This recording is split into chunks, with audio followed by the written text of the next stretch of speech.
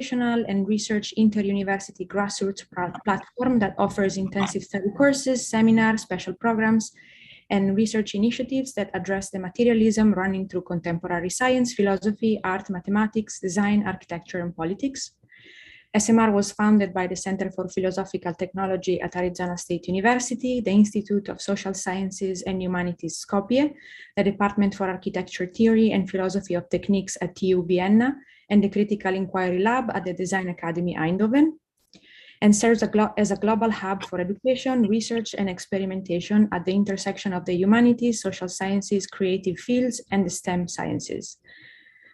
So Evan Ziarek is Julian Park Professor of Comparative Literature at UB and visiting faculty in the Institute for Doctoral Studies in the Visual Arts Maine.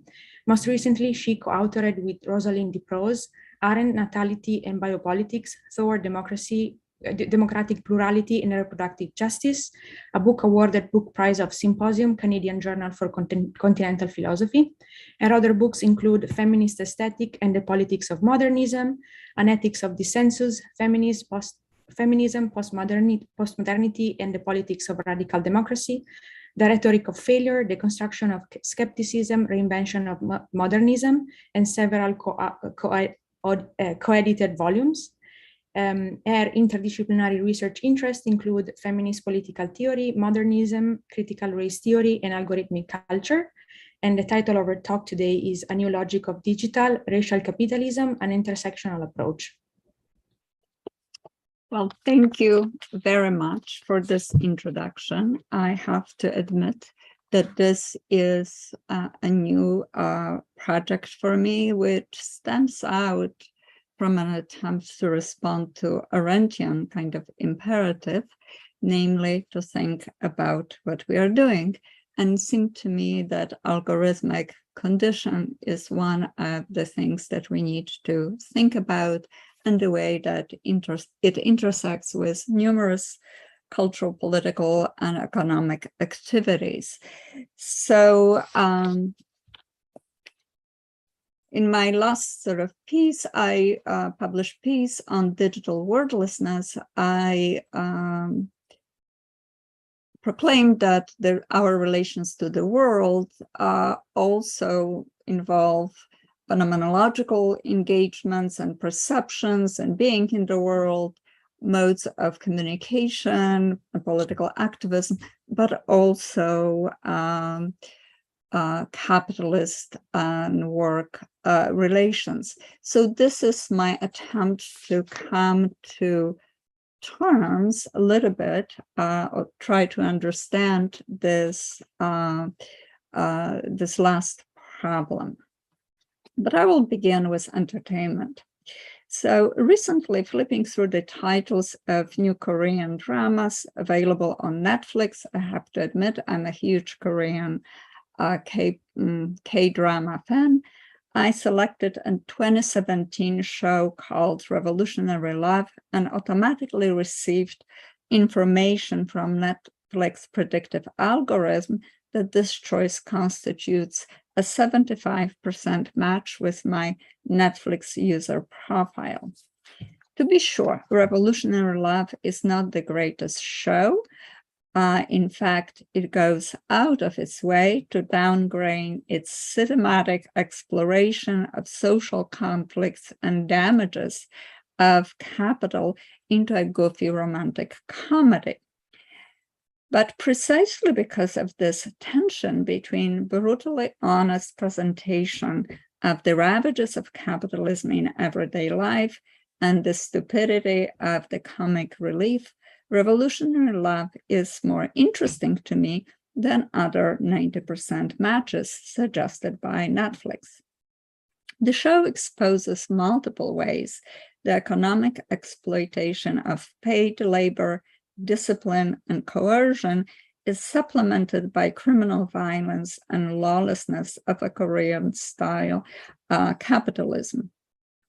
At the same time, both violence and exploitation is personified by the brutality of the chairman of the corporation, who is presented as a kind of Freudian primal figure. Given this ideological personification of both indirect control and direct violence of late capitalism, labor struggle is presented as a kind of Oedipal revolt and fraternal rivalry. And in this framing, the reform and workers' struggle are also contained by the change of the capital inheritance. Instead of the corrupt older brother, the chairmanship of the huge conglomerate is inherited by an excluded younger good son, trained thanks to his romantic desires by the labor organizer to protect rights of workers. So there are many other interesting fissures in this ideological substitution of economic revolutionary struggle by Oedipal conflicts. But what interests me most in this cinematic exploration of capitalism in South Korean popular culture is an algorithmic mechanism of personalization characteristic of the global expansion of digital capital, which frames not only viewing experience on Netflix, but most offline and online socioeconomic and political transactions. What I have in mind is, of course, a 75% match with my Netflix user profile calculated by Netflix predictive analytics on the basis of its huge international data sets comprising, as of this August, over 220 million international users. This information, about 75% match, is a classic instance of what sociologists and philosophers call a pervasive technique of nudging. Unlike violence, glaring labor exploitation, or coercion, algorithmic nudging gently steers people's behavior into a desirable direction by design of digital frameworks in which we make our decisions and choices. Following Mark Kochleberg, nudging by artificial intelligence is a kind of digitally enhanced paternalism, since supposedly, as popular culture endlessly proclaims, algorithm knows us better than we know ourselves. They direct our choices in order to optimize profits. To be sure, currently ranked as the fourth global media company in the world, according to Forbes, Netflix, embroiled in intense competition with YouTube and Disney Plus for viewers across the world, is neither Google nor Amazon. It is not yet a global monopoly.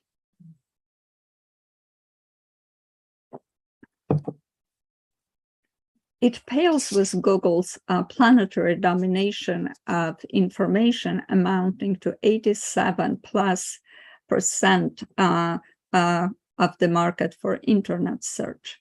Nonetheless, it has achieved what Harvard Business Review calls exponential globalization in just 7 years since the beginning of its global expansion in 2015.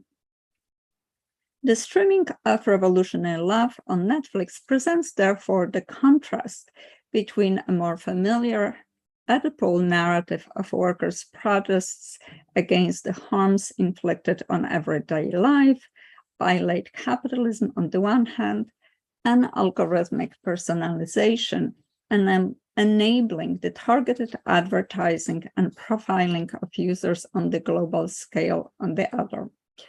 While the Oedipal narrative both exposes and contains structural inequalities, violence, and collective political struggle, algorithmic personalization is one of the drivers of the exponential expansion of digital capitalism in simultaneously two opposite directions, global and private. It scales up global expansion of digital capitalism and enables capitalization of affective experiences, tastes, behavior, and bodies.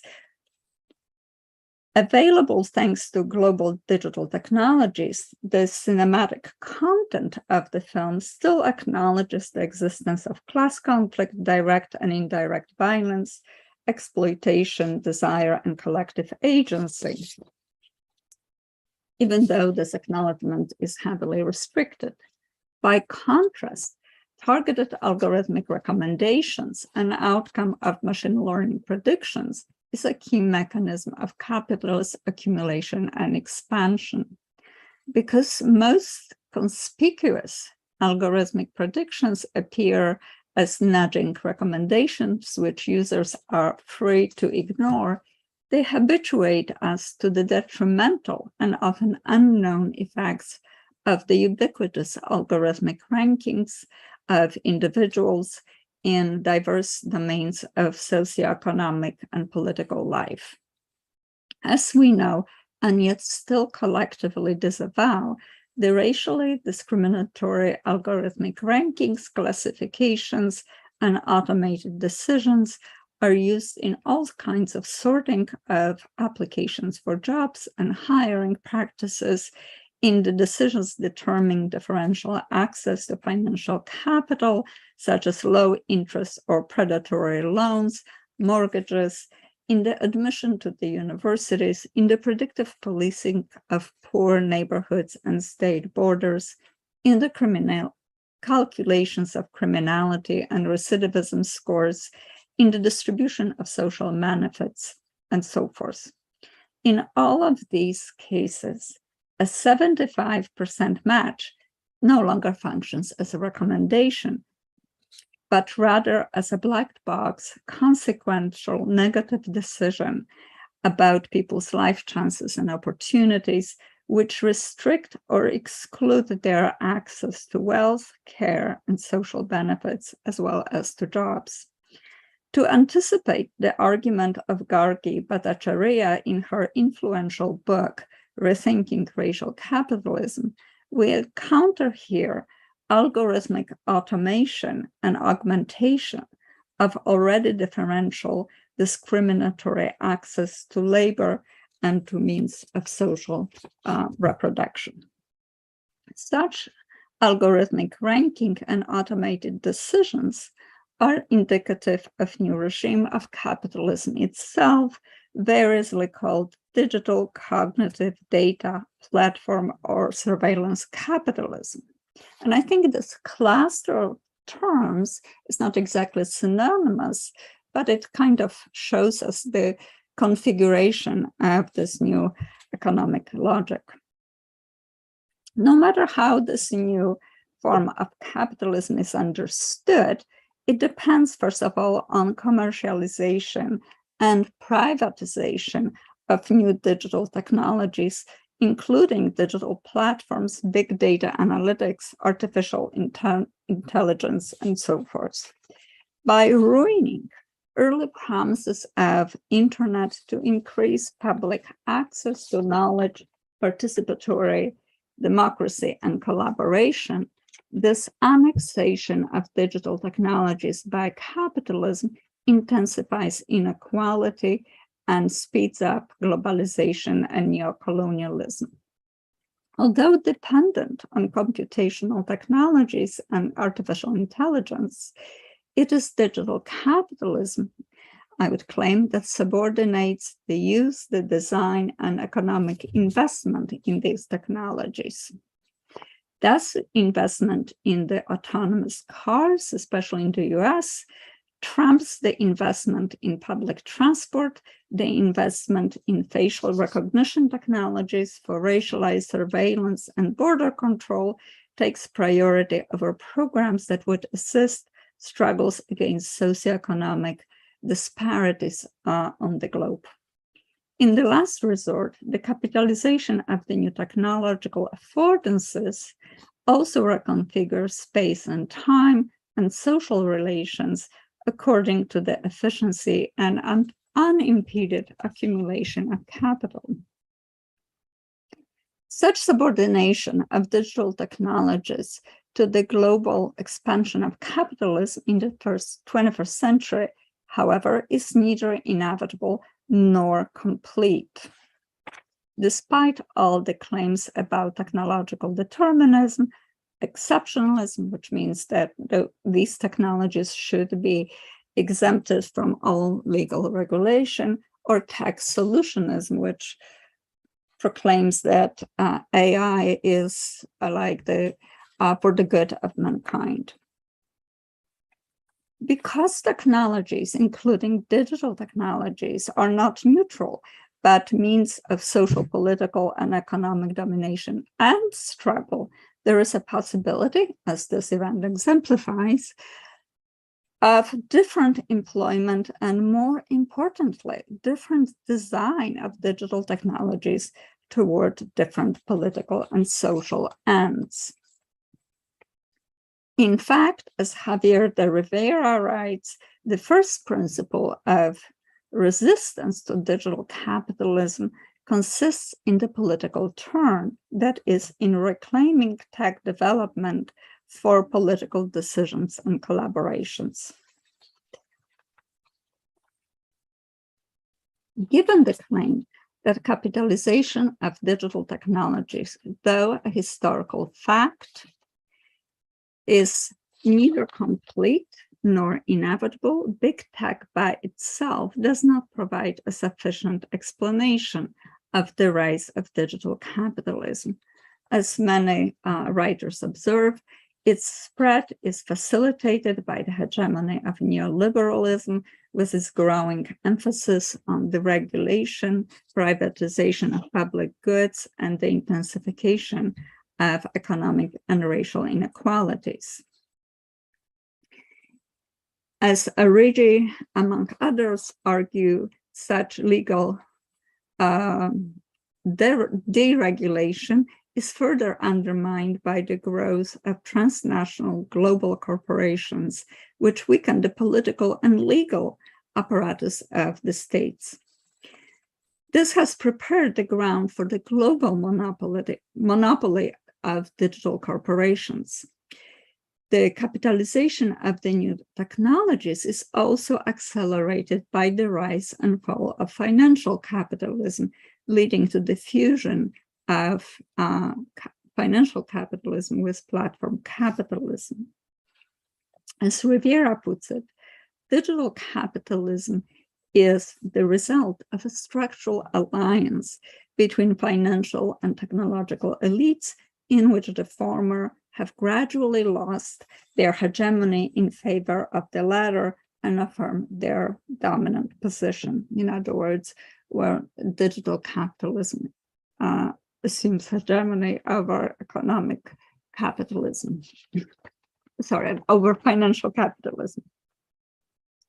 However, this genealogy of digital capitalism is woefully incomplete because it fails to account for the constitutive role of racism and gender discrimination, in addition to the exploitation of wage labor in different historical formations of capitalism and its contemporary reiterations. Although critical attention to racialized and digital dimensions of capital has occurred almost simultaneously in the 80s and 90s and intensified in the last decade, the integrated analysis of both formations is still insufficient. Indeed, as Tracy McMillan Cottom argues, I quote, the intersection of platform capitalism and racial capitalism constitutes a significant gap in sociological theory of racism and digital societies. And I would claim the same is the case, the same is true for feminist political theory, the field in which I work. Addressing this gap is a key step toward understanding and resisting contemporary political economy of race and capitalism. For Cotton, a starting point, which I will take in my presentation for such a theoretical and a historical account, can be provided by the juxtaposition of Nancy Fraser's influential analysis of racial expropriation and Gargi Bhattacharya rethinking of the racialized and gender differentiation between work and non-work. I sort of don't know whether you can see, try to show you the book, which I very much recommend. In fact, Fraser, Bhattacharya, and Cotton provide different but interrelated theoretical analysis explaining why racism and capitalism are systemically and not only historically intertwined. As Bhattacharya puts it, I quote, "Racial capitalism is a way of understanding the role of racism in enabling key moments of capitalist development. What we seek to understand is the place of racialization in particular instances of capitalist formation, most of all when those instances are now," end of quote. And she's very careful to say that racism and capitalist exploitation are not synonymous, but they intersect as in the key elements of capitalist accumulation. For Fraser, the systematic connection between racism and capitalism exposes two interrelated but frequently ignored mechanisms of capitalist accumulation: the exploitation of wage labor, the traditional focus of Marxist analysis on the one hand, and its necessary counterpart, the expropriation and confiscation of unpaid labor bodies, land, and resources on the other. Historically intertwined with violence of transatlantic slavery, colonialism and settler colonialism and imperialism, capitalist expropriation is strongly correlated with global racism. Without such systemic subsidy provided by colonial races and gender confiscation or theft of free resources and work, capitalist exploitation of wage labor would not be sufficient to counter the falling rates of profits or survive the recurring economic crisis. The systemic interconnection manifests itself in different forms at different stages or cycles of capitalism from 14th century to industrial and financial, and we should add digital capitalism. Operating separately or jointly with labor exploitation, racialized, gendered, and neocolonial confiscation manifests itself today in the racial and gender discrimination in the workforce, in prison labor, in food deserts, and ongoing extraction of cheap labor in global South.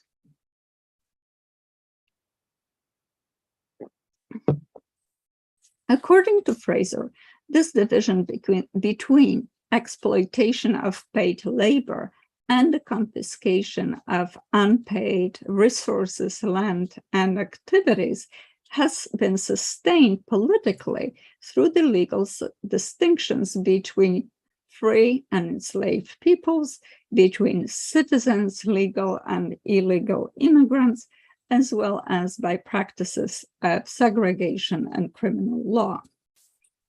Political institutions, or what Charles Mills, an African-American philosopher, calls racial contract, are also indispensable for sustaining this double mechanism of exploitation of wage labor and confiscation of unpaid resources. Fraser's argument about confiscation, as she herself points out, resonates with contemporary thinking of primitive accumulation by numerous scholars. According to Gargi Bhattacharya, this renewed interest in primitive accumulation not only includes historical violence of slavery and colonialism, but also stresses its continual structural role in capitalist development. For example, as Milner and Traub point out in their analysis written for Data for Black Lives, entitled Data, Capitalism, and Algorithmic Racism, the leading multinational corporations engaged in transatlantic slave trade in the 1600s and 1700s, such as the Dutch East and West Indian companies, accumulate more wealth in proportional terms than Apple, Google, and Facebook combined today. Furthermore, as critical race scholars such as Ruha Benjamin, Milner and Traub, Simone Brown, and others demonstrate, the contemporary practices of quantification of persons, big data collections, and mass surveillance also have their origins in the transatlantic slave trade. However, according to Bhattacharya, though structurally necessary, this continuous process to subsidize capitalist expansion, namely the violence and confiscation of primitive accumulation, is insufficient to account for the economic role of racial differentiation in capitalism. Building in part on the book Black Marxism, a groundbreaking work of Cedric Robinson, who in fact introduced the term racial capitalism, she argues that capitalist accumulation requires differentiations with an otherwise interchangeable homogenization of labor power. And I quote, "The term racial capitalism is an attempt to understand why and how racialized differentiation is operationalized as an aspect of capitalist development. If capital seeks to homogenize, making human life undifferentiated and interchangeable for the purposes of reducing labor to just another commodity on the market, then what is going on when racialized positions continue to both animate and shape local economic dynamics? Why has capitalism not made us all the same in the face of exploitation and commodification?" End of quote. For Bhattacharya, such racialized differentiations and exclusion persisting despite homogenizing commodification of labor stem in part from the classifications of various and hierarchies of various economic activities into productive, reproductive, and non-productive labor, which historically included and still includes domestic labor, enslaved migrant, peasant, care, or non-waged labor, as well as non-market-driven forms of cooperation. Thus, the enactment of racialization is intertwined for her with this double process of incorporating some populations as workers or potential workers while expelling others as non-workers or occasional workers or invisible workers. End of quote. At stake here are not only direct profits from unpaid and underpaid labor, but also disciplining the boundaries of economic space and the divisions of paid and unpaid work, so that groups and populations who are either excluded or themselves resist full market incorporations are devalued as not fully human. Concurring with feminist rereadings of Marx in the context of colonialism, such as Silvia Federici, Bhattacharya also argues that emphasis on racial differentiation allows us to understand social reproduction in a much wider scope than the unpaid household work, because social reproduction includes reproduction of social relations of inequality on the one hand, and on the other hand, ongoing struggle for the replenishment of the damaged biological and psychic life, as well as the planet itself.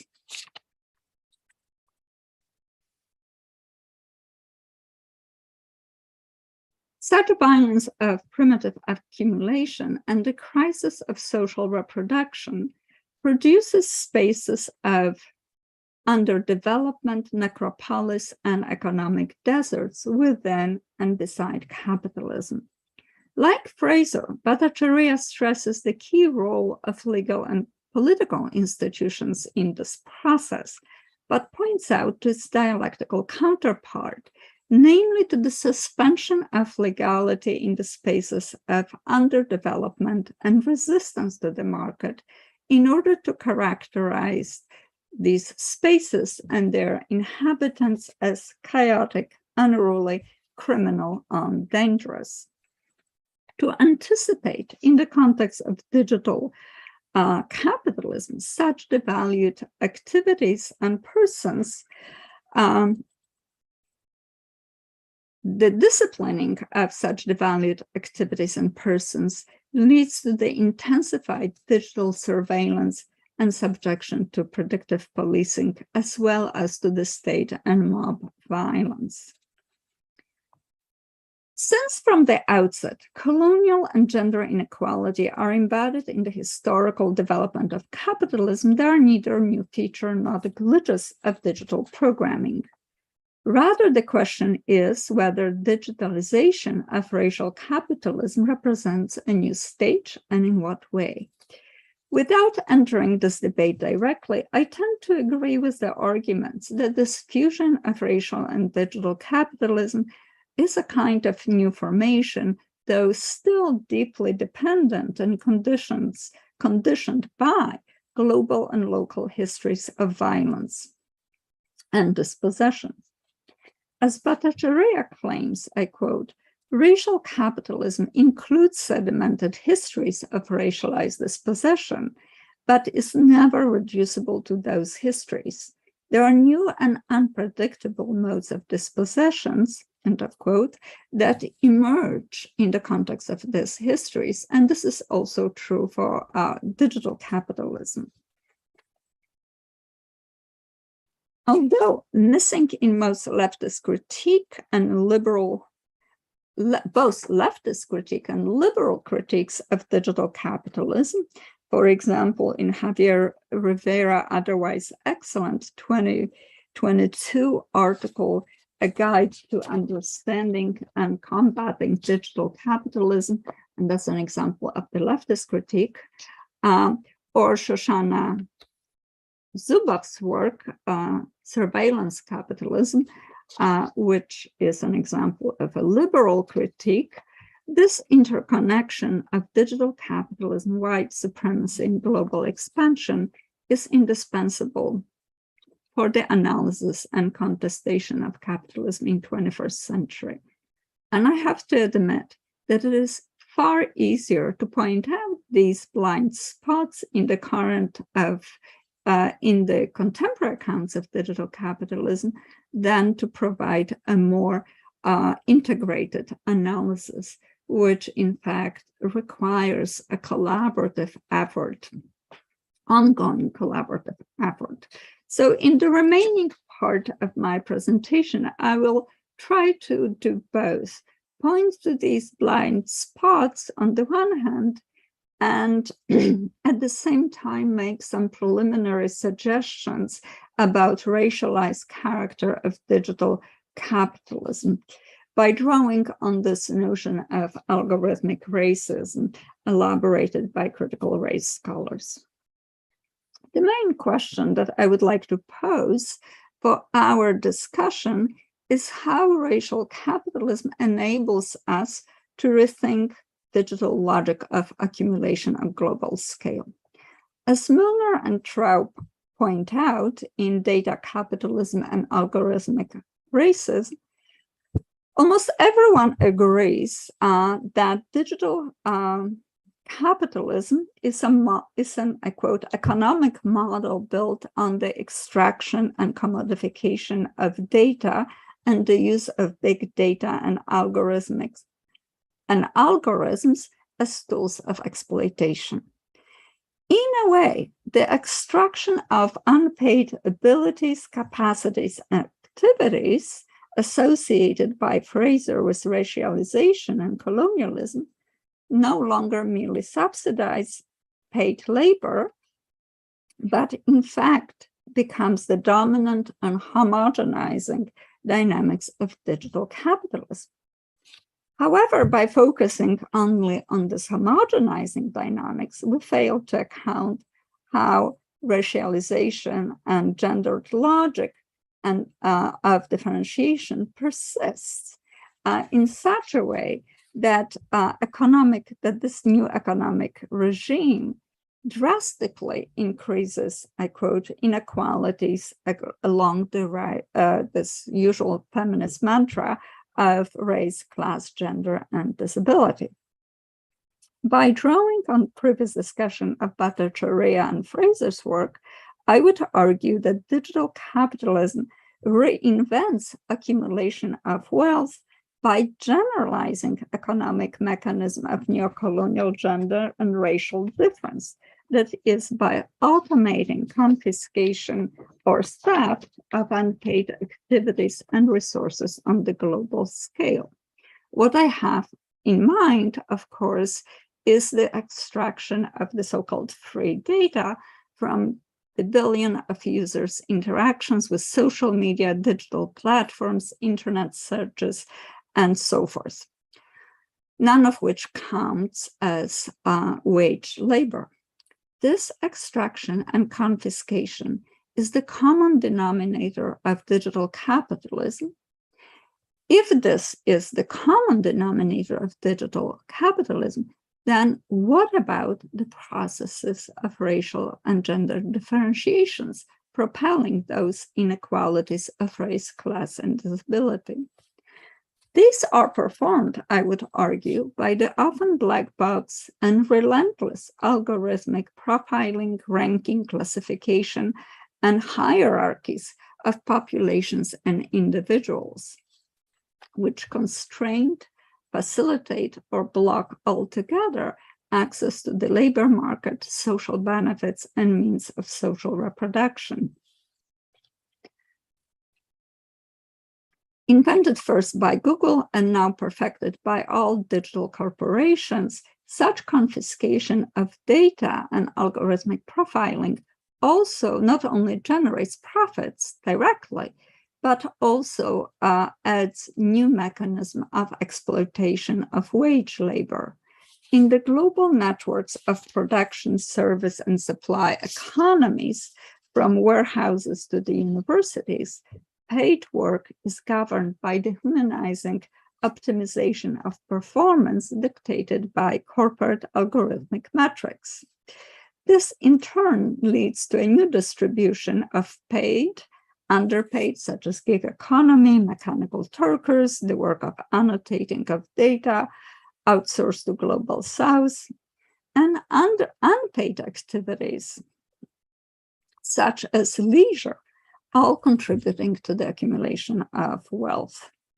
Consequently, the common denominator of both labor exploitation and unpaid extraction of digital resources is datafication, which generates new modes of surveillance, policing, and discipline.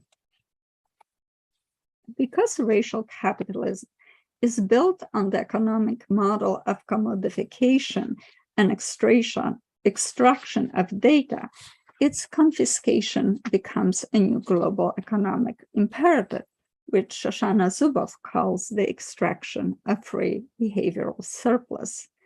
In this context, algorithmic personifications with which I began this paper is not only a technique of targeted advertising, but as Zuboff suggests, one of the numerous mechanisms of extractive forces of capitalism invading the domain of private experiences, social relations, and bodily functions.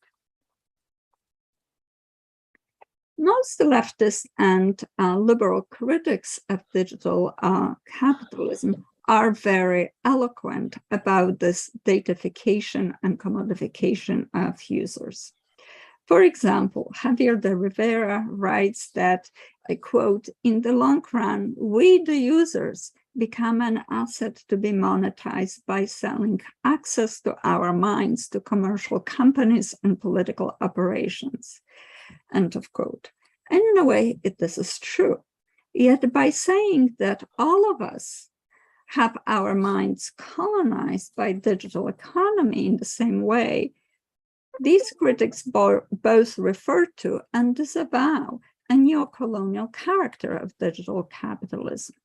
In her work on data extraction practices in Africa, Barassi indeed concedes that the data extraction market is a global market wherein data is taken, I quote, with little regard for consent and compensation.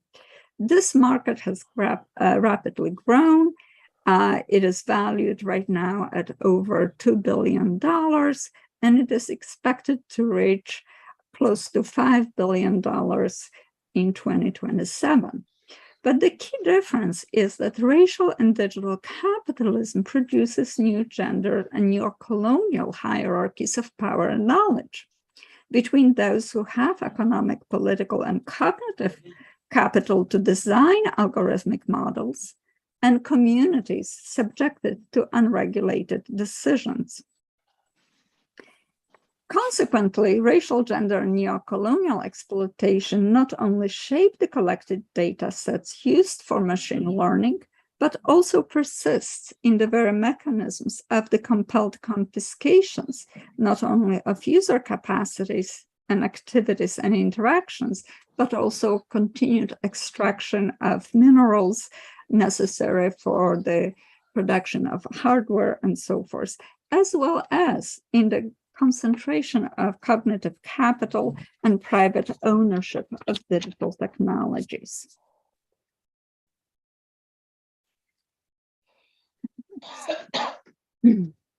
So this imperative of data extraction that I've been talking about so much is so important because it leads to production of new digital commodities, namely prediction commodities, and the creation of new markets for such products. Because prediction commodities model future behavior on the basis of past racial, economic, and gender inequalities, they expand and amplify them into the future. Moreover, they increase them through algorithmic rankings and profiling of populations. The prototype of such prediction tools is, in fact, Google page ranking algorithm patented in 2003, which determines the cost of placement of ads on its pages on the basis, I quote, of price per click multiplied by Google's estimate of the likelihood that someone will click on the ad. Yet this estimated likelihood works in tandem with the algorithmic rankings and classifications and profiling of people, business, and commodities. Consequently, algorithmic predictions, the estimation of likelihood, who will click on what, who will be a successful hire, who presents a greater risk of recidivism or criminality, is inseparable from algorithmic racism at work not merely in advertising, but also in predictive policing, access to financial products, capital, healthcare, and so forth.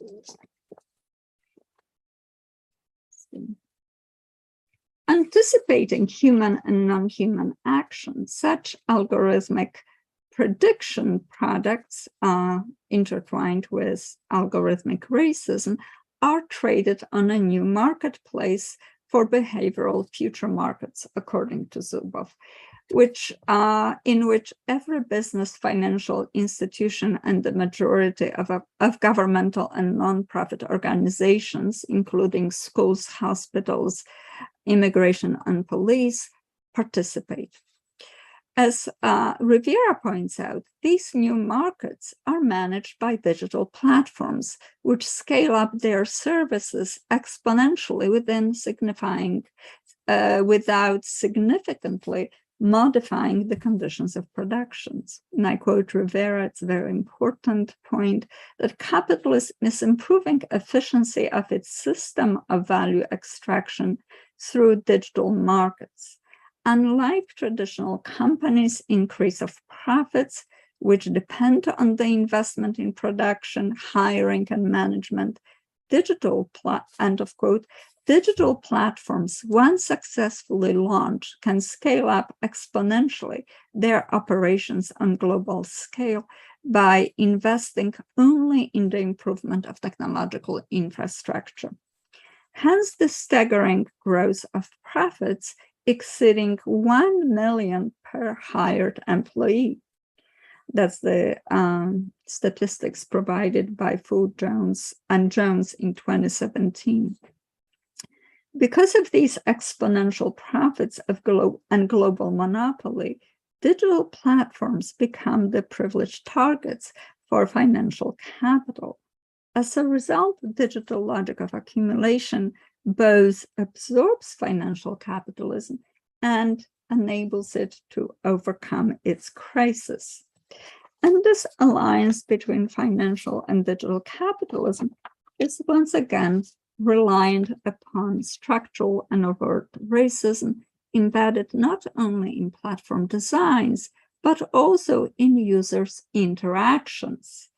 For instance, we can talk here about replication of hate on social platforms, on racialized rankings of services by users, or we can mention here this infamous misfired attempt by Microsoft to launch a kind of personification of white millennial personification of a digital assistant, which has been trained by users to become racist, fascist in its automated responses to users' prompts and texts. So that's training is both the glitch of the design, but also is an effect of user interaction with digital assistants. The far-ranging consequences of digital racist capitalism include new forms of surveillance, secrecy, and transformation of social relations, as well as new forms of political regulations in power. Since big data is the hottest commodity and the object of global competition, this economic imperative of its intensified extraction leads to ever more sophisticated technologies of planetary surveillance, mediating all aspects of social life, including this algorithmic ranking with which I began my presentation. But such surveillance also infiltrates and further dehumanizes paid labor, from buzzword surveillance technology installed on the computers of white-collar workers to the relentless digital tracking of the speed of Amazon delivery and warehouse workers. The new algorithmic overseers replace mid-level management by the tyranny of metrics. As Milner and Traub demonstrate, digital surveillance in the workplace intensifies the extraction of the labor force, but at the price of health, safety, and personal time.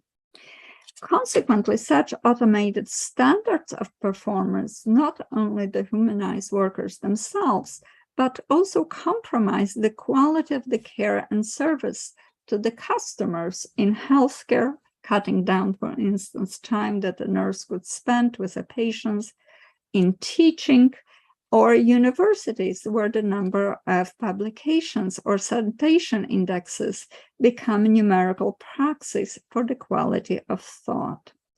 In so doing, this algorithmic optimization of performance also exacerbates the crisis of social reproduction, understood in the widest sense as the replenishment of human and non-human life. The second consequence, and which has numerous political consequences of digital capitalism, lies in outsourcing of high-stake decisions to machine learning. And I think this is very important because it is undermining the possibilities of political organizing and collaborating and building solidarities to combat digital capitalism. As Milner and Traub, again, among many others, underscore, digital capitalism automates an increasing array of high-stake decisions around employment, investment, lending, and pricing in private sphere, and consequential government decisions in public sphere. In the overwhelming majority of cases, users are subjected to algorithmic negative decisions and exclusions, and they do not know whether this was a human decision or an error or an outcome of machine learning prediction. Despite all the push for the explainable AI, algorithmic decisions are still black box in multiple senses of this word, and therefore the explanations of the grounds for such ranking and predictions, ranging from training data, algorithmic models, cannot be disclosed uncontested. For Kodam, this mechanism of obfuscation of detrimental algorithmic decisions or exclusions intersects with, again, other mechanisms of racist and gender exclusions. As she writes, I quote, obfuscation is particularly relevant to the study of race and racism. Theoretically, such obfuscation operates much more like willful whiteness that can always claim ignorance in face of statistical discrimination. End of quote. So I have tried to spell out all of these consequences in a quickest way possible, in order just to conclude with a few remarks that might open and preserve some room for the discussion. So I have begun this exploration of the fusion of digital and racial capitalism with a TV show, and I want to end these explorations with a metaphor. As we know, for Marx, capitalism is a vampire that feeds on paid labor. For Zuboff, digital surveillance capital is a vampire that feeds on every aspect of human experience, end of quote. Yet everyday language has already rendered the figure of vampire obsolete and replaced it with a far more apt metaphors that speak and convey the speed and the scale of capitalist expansion. In particular, one metaphor for the worldwide spread of capitalist exploitation stands out, that of the virus, a figure used by the proponents and the theorists of digital capitalists alike prior to COVID pandemic. According to Jameson, capitalist expansion, I quote, is better seen as a kind of virus, and its development is something like an ongoing epidemic. In the words of Eric Schmidt, a former Google CEO, quoted by Zuboff, I quote both Zuboff and Schmidt, almost nothing short of biological virus can scale up as quickly, efficiently, and aggressively as these platforms. And this makes people who build, control, and use them powerful too. Well, COVID has taught us that perhaps that people who build are not completely immune to virus. Indeed, given the state of AI growth fueling the accumulation of digital capitalism in the last 4 years, which amounts to 270% increase, such spread of capitalism replicates like a virus. But I would like also to add a caution. As feminist and critical race theorists point out, even the metaphor of algorithmic virus cannot convey the sense of capitalist devastation and crisis of social reproduction, which endangers all life on the planet.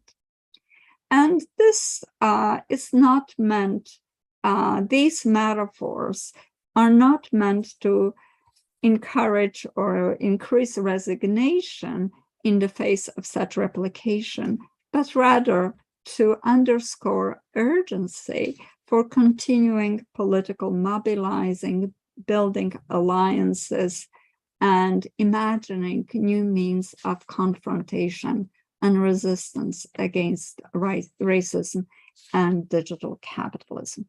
Thank you very much for your attention. Thank you so much, Eva. I think we can open up the discussions and the questions. So like if anyone has a question, just you can open your video and yeah.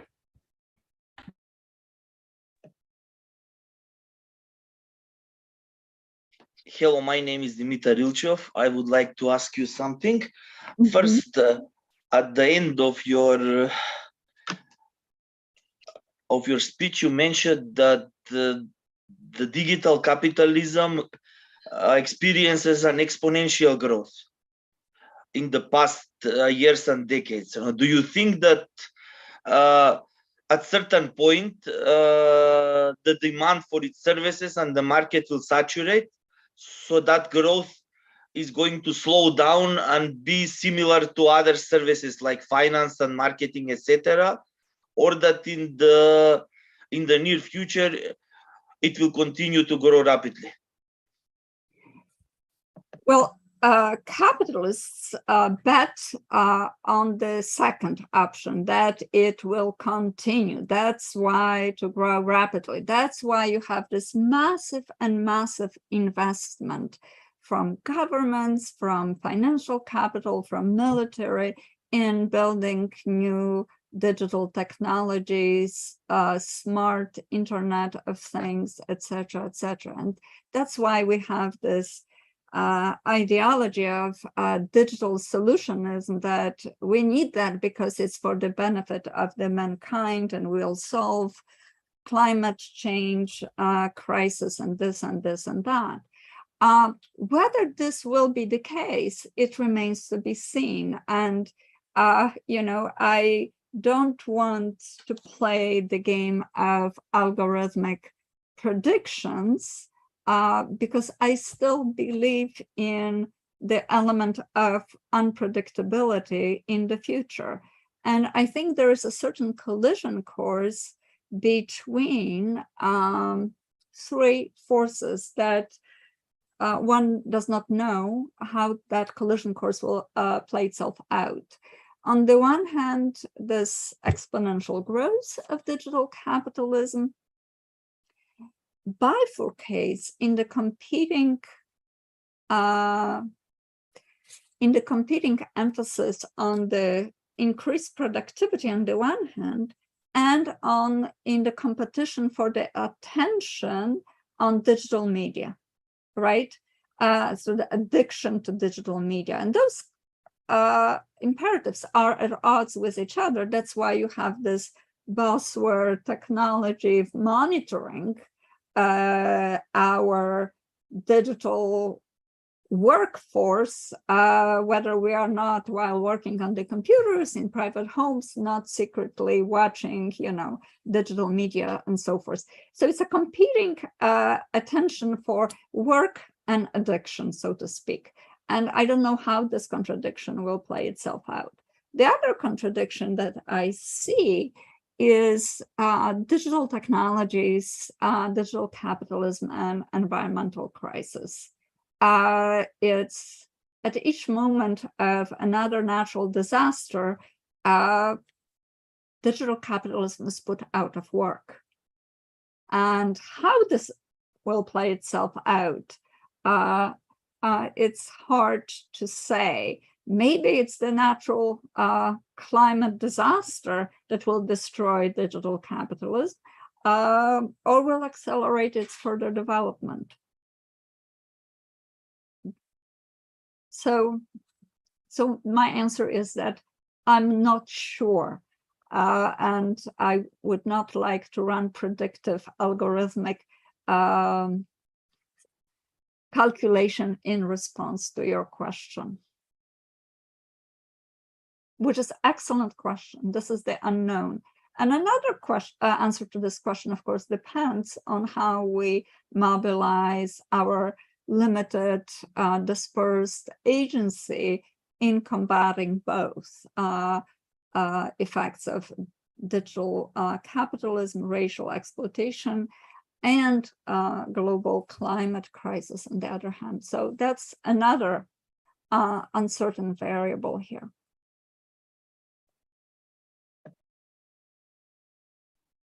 Thank you for your answer. And another question, it may not be directly related to your lecture, but how do you explain the phenomena of the open software movement? I mean, it is part of the software engineering industry, but it is kind of against the mainstream. It is a small percentage of the market and services, but it is based on sharing, on free use on software.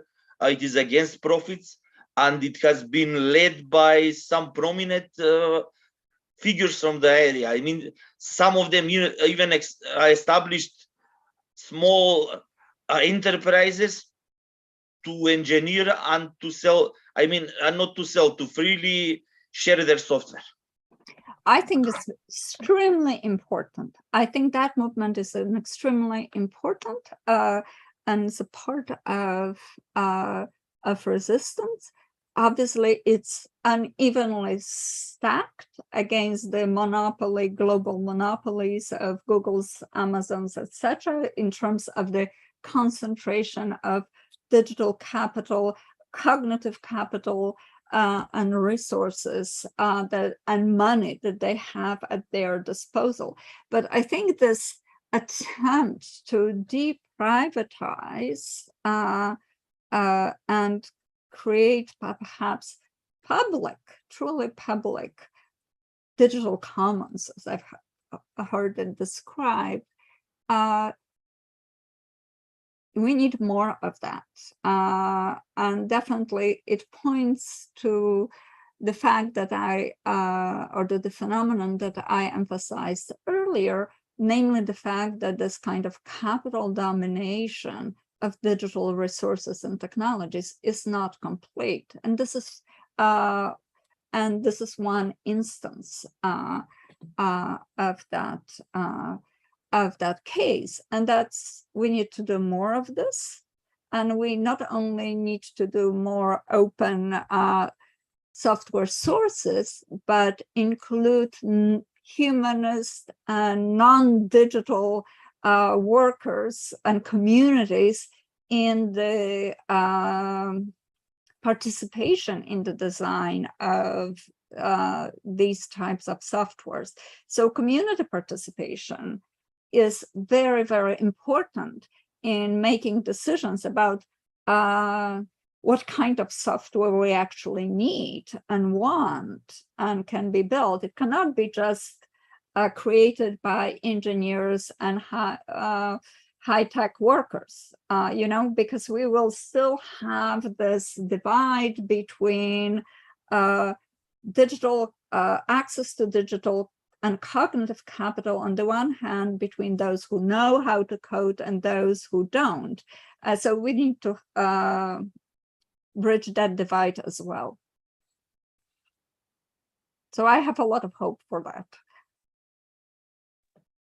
So your answer to this, I mean, the solution which you are suggesting is the more government regulation and the community-based approach on the digital issue?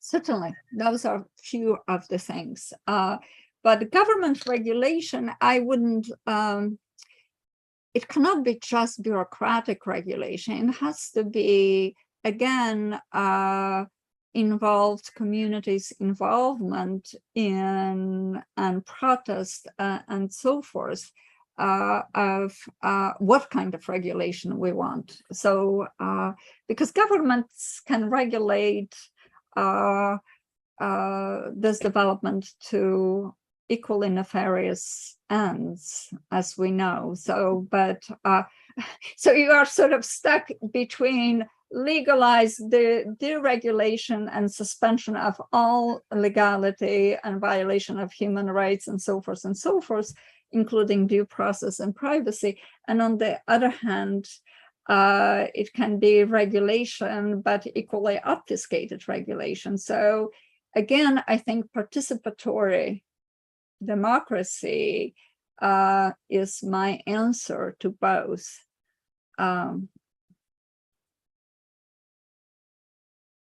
Okay, thank you very much. Thank you.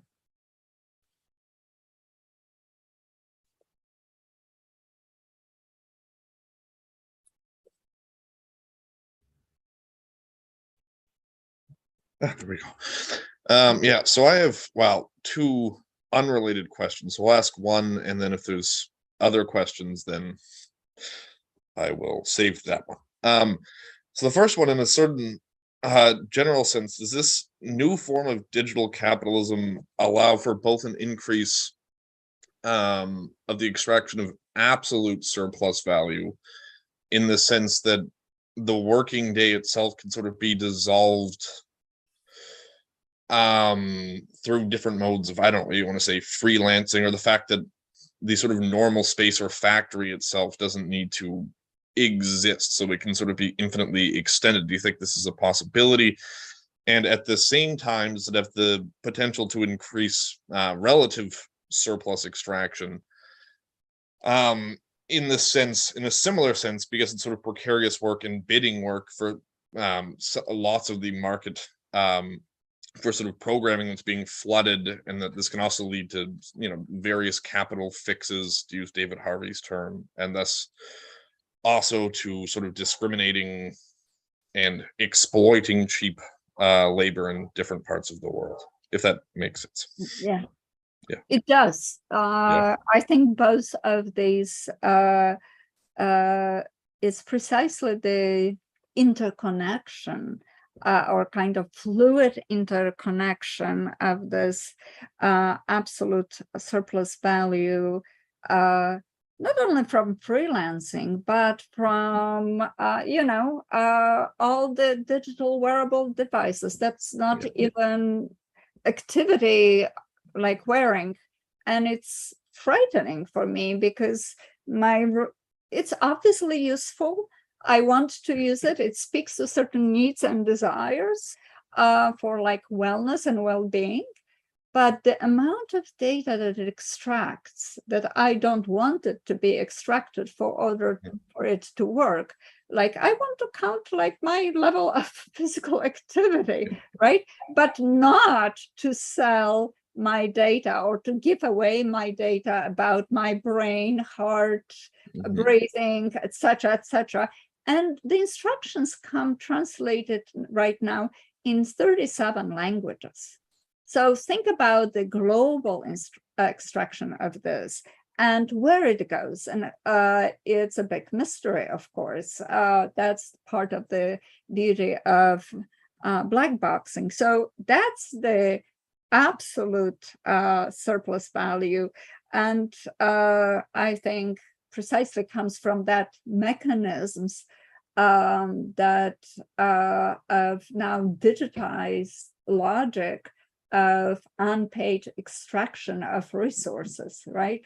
Now biometrics, and this is kind of invasion of the workings of the bodies that can be sold to pharmaceutical companies, etc., etc.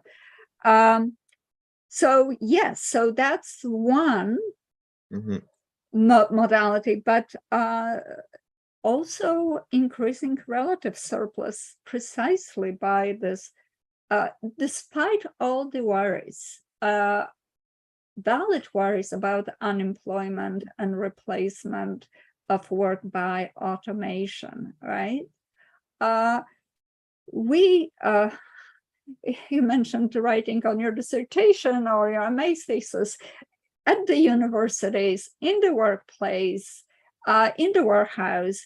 It's kind of relentless upping of the performance metrics that you have to meet, right? And if you don't, it's again, that's Bhattacharya's point, there is this sort of disqualification, ongoing disqualification of people who do not follow that metrics, or who do not meet that metrics, either as incompetent or lazy or whatever, or people who resist that kind of incorporation, because there are many movements of resisting this, like Slow Professor, among others that I'm familiar with, of resisting this increased metrics, or running with the parcels by organizing and among the Amazon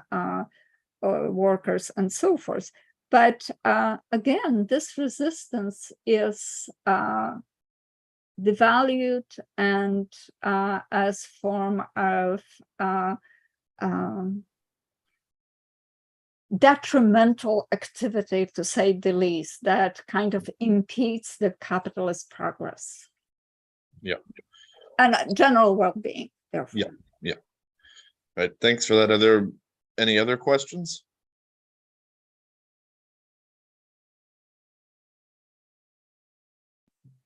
I don't see any.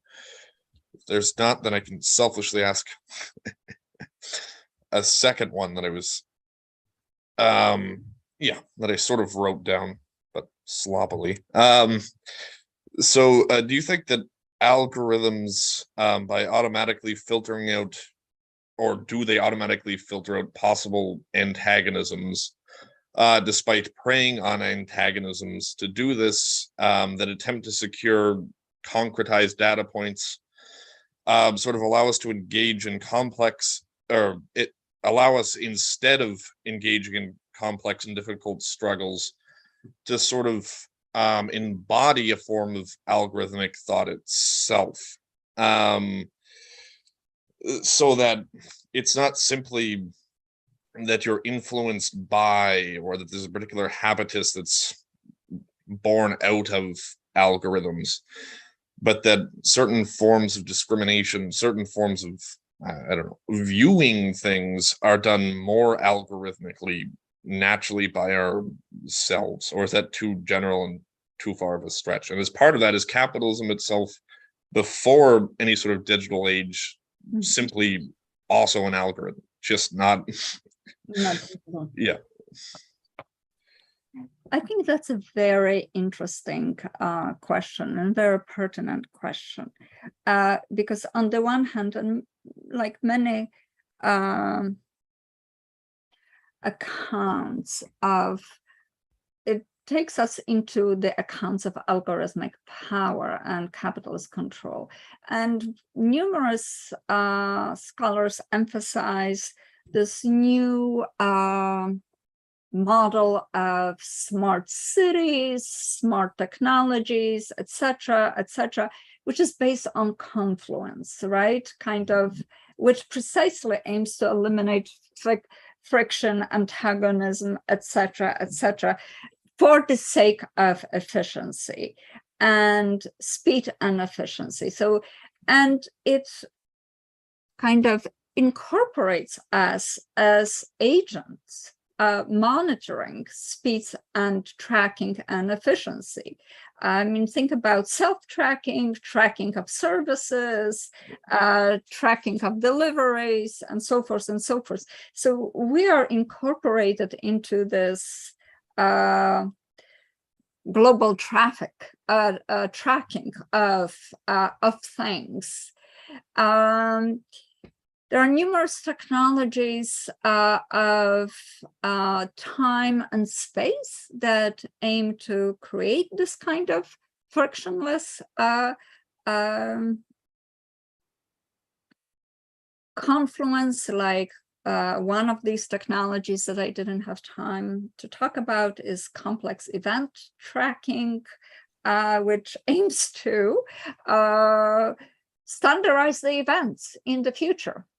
I mean, if such a thing is even possible, but standardize the events by eliminating deviant events and incorporating non-occurring events. It sounds like science fiction. It's hard for me to even imagine that this is happening or this is possible.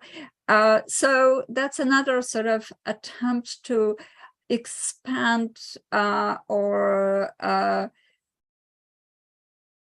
transform the temporal experience of life and work, etc., to eliminate friction and antagonism.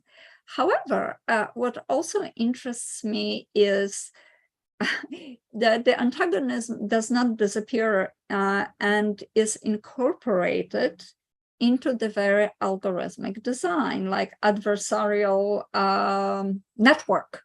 When there is a kind of internal adversarial procedure that is built into algorithmic predictions to increase their efficacy. So, so there is some kind of incorporation of adversarial antagonistic framework into the algorithmic design. However, I don't think that, again, this is a complete project, that this is all embracing project. It's a real project and process, but the claims of its completion are highly overrated, and I think we need to amplify chance and also the possibility of building unpredictable new modes of resistance. In a certain way, it's amplified technology Foucault called dealing with aleatory aspects of social life. That's what algorithmic governmentality, to use Rouvroy and Burns' term, is about. But this does not mean that it is accomplished or completed. Yeah. All right. Thanks so much.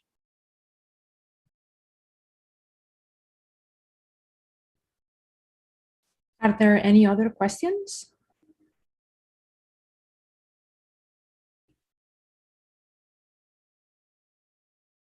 I guess if there's any other question, we can say goodbye and thank you again. Thank you very much for this invitation and for possibility of sharing my work and learning from the discussion. Yes, thanks so much. Take care. Bye. Bye. Bye.